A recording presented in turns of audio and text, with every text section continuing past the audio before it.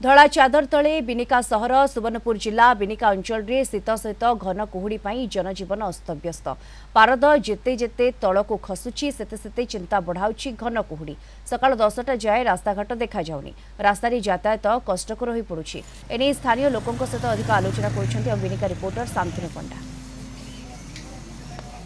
सारा ओडिशा वर्तमान थरुची जाड़े एवं शीतरे एवं कौनसी जगह भी बर्ती पारे ना शीतर दाउरु पश्चिम ओडिशा हो कि पूर्व ओडिशा हो एवं सुवर्णपुर जिला बिनिका मध्य स्थित अवस्था आपण मैंने देखिथे जो गाड़ी मैंने आसुची सब लाइट जलके आसुची एवं सकाळु जेते जेते सकाळ हे जाउची कुहुड़ी परिमाण सेते सेते वृद्धि हेबा रे लागिची। आज्ञा काଣା कहबे केनता रहिचे शीत आर कुहुड़ी केनता रहउची किछि दिन हला कुहुड़ी परिमाण बढ़ी जाउची काଣା कहबे तार ऊपर आमे जानला दिनु एंता कुहुड़ी नहीं देखी थी 40-50 बरस सेवा आ पूरा हाड़भंगा शीत होचे जेन शीतर की घर बाहरवाटा मुश्किल हो जाउचे अति जरूरी काम पड़ले चापा पीवा लगी ग्रस फ्रस घिनवार लगी लोग आसन घर नहीं बाहर के कुहुड़ी तो बहुत जोर कुहुड़ी किसी भी 40-50 बरस हलान एंता कुहुड़ी केबे भी नहीं थी आउ घर बाहरवाटा बहुत तमाने कठिन हो जाउचे आउ देह मुड़ पूरा थरी जाउचे बुढ़ा बुढ़ी लोग मैंने तो बचवाटा महा मुश्किल है जेन कंडीशन हलान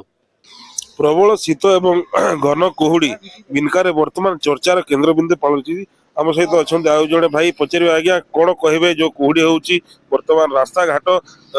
बेसी माने विपदजनक हो जाए जेहेतु रास्ता देखा जाऊनी कौन कहे आज्ञा देखुन कुहुड़ी हूँ प्रकृति नियम है किंतु दुर्भाग्यवशतः